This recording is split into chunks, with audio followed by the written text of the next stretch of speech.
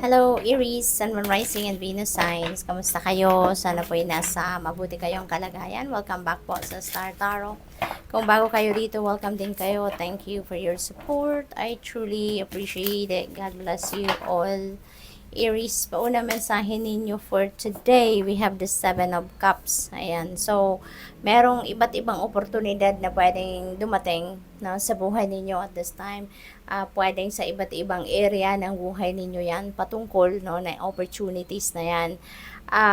Yun nga lang, syempre, medyo siguro overwhelming no, magiging effect ng pagdating ng opportunities na to. Kaya kailangan ninyong tignan maigi, no? Examinin maigi para, alam mo yun, hindi kayo magkamali sa kung ano man ang pipiliin ninyo rito, no? So, good luck sa iyo dyan. What else? We have 8 of Wands. Ayan. So, marami talagang paparating at maaring, biglang dadating, no? Biglaan ang pagdating ng mga opportunities na to at saka Aries, you may need to take action agad-agad before it slips away from you.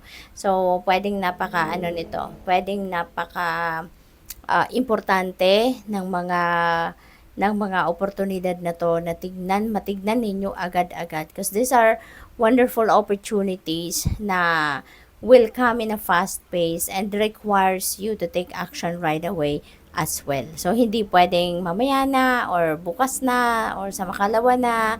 Parang hindi uubra yung ganong approach no, sa mga oportunidad na dadating. There are good news also coming your way. So, maaring ito yung mga balita na matagal na ninyong hinihintay. Maaring ito yung mga balita na siguro you've been longing for na dumating kasi possible na kung ano man ang mga balitang ito related ito doon sa inyong pagbabiyahe, no? Baka may travel opportunity kayo for baka work ito, no? Job opportunity overseas, pwedeng ganon. Or pwedeng work-related na travel talaga ito. Pwedeng meron kayong pupuntahang seminars, training workshops, yung mga ganon, no? At excited kayo about this. So, good luck sa'yo. We have 10 of Wands. Ayan. So, si 10 of Wands naman, this is burden. This is overload, this is burden. Pwedeng sa trabaho ito related. Pwede rin naman na sa pamilya or pwedeng emotional burden ito. So, pwedeng isa dyan, no, ang maaaring doon mag-fall yung category ng burden na bit-bit ng karamihan sa inyo rito, Aries, no? So, pwedeng ganon. But, you're going to yung parang you're going to break away from this burden, no? Ayaw nyo na to. Pagod na kayo from this at ayaw mo na tong tiisin pa, ayaw mo na tong gawin pa, yung parang ganon, kasi maybe it's taking a toll on you already. Baka merong physical discomfort na or mental discomfort na kayo nararamdaman. Kaya ngayon, magte-take action na kayo para pwedeng huhingi na kayo ng tulong sa iba, no? Magde-delegate na kayo rito ng trabaho or whatever that is. Or kung emotional burden ito, pwedeng magbe-break away ka na from that at tatanggalin mo na yan totally, no? You're going to move on from that emotional burden, no? Kasi pwedeng may resentments pa kayo, pwedeng merong mga tampo kayo or galit. So, maybe you're going to decide na tama na, I'm going to cut the cords na between me and whatever that is na nagkukos ng burden ninyo, no? 5 of Pentacles, this is good, no? Kasi prosperity is coming your way. So, pagdating sa pera, financial opportunities, job opportunity, investments, benefits sa trabaho, no? So, siguro mayroong mga offer kayong ganon. So, this is really good, no? Pagdating sa inyong kaperahang aspeto. So, tignan natin kung ano pa ang mga messages for you for the week.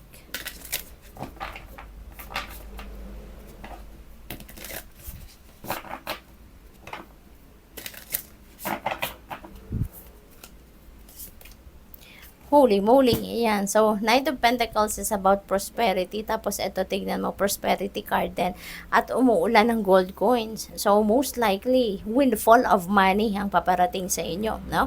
Maraming perang dadating. No, it's coming from above. No, so this is definitely a beautiful financial blessing coming your way, Aries. So maaring marami kayong perang dadating dito at could be panalo, 'di ba? Maaari din na may magreregalo sa inyo. Maybe this is coming from inheritance. So it could come from various sources, no, yung perang ito. Kaya good luck sa iyo dyan. We have psychic abilities. Wow. So, paalala ito sa inyo, no? Na pay attention kayo sa inyong mga psychic abilities because they are on point sa ngayon. So, tignan niyo baka meron din mga visions na pinapadala sa inyo ang universe or baka meron kayong mga intuitive messages or intuitive nudges, no? Na pinapadala sa inyo rito. Kaya pay attention to it. Gamitin ninyo ito to your advantage.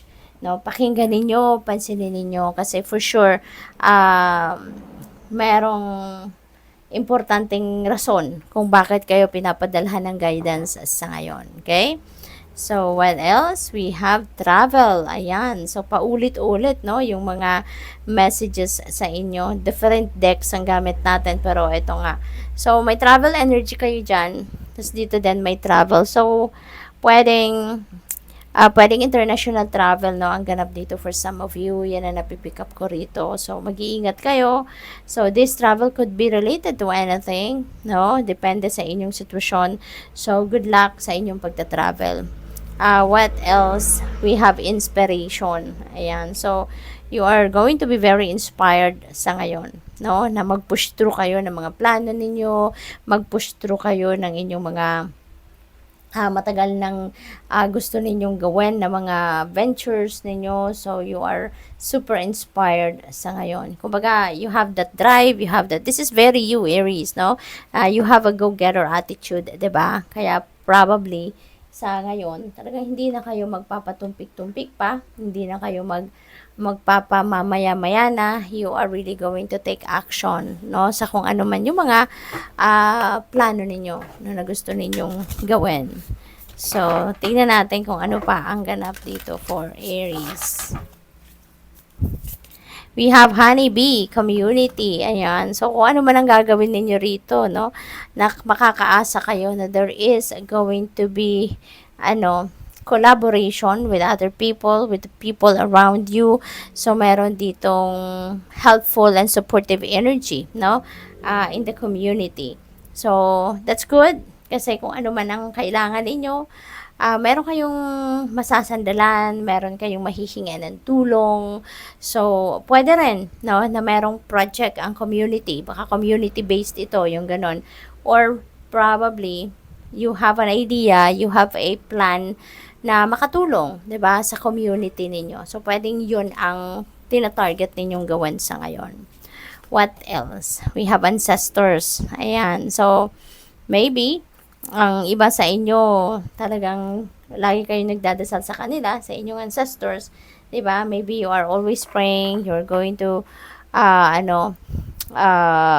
you're having a conversation with them, no? So, siguro ngayon, since we have psychic abilities din dito, Aries, baka kumbaga yung veil in between you and the spirit realm, no, and the spirit world, siguro sobrang nipis sa ngayon, and you have you have that time talaga sa ngayon siguro, and you are communicating with the spirit world, no?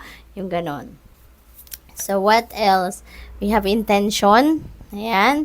So, probably, meron kayong siguro now is the time that you are also setting intentions, no? Maybe you are setting intention for another year na gusto ninyong makamit. Maaari ngayon, nagsiset kayo ng intentions kung ano yung mga gusto ninyong gawin sa buhay ninyo, ano yung mga projects ninyo, something like that, no? So, this is really beautiful.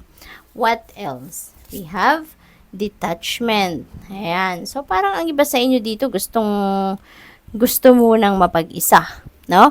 Pwede rin na yung travel na to, no?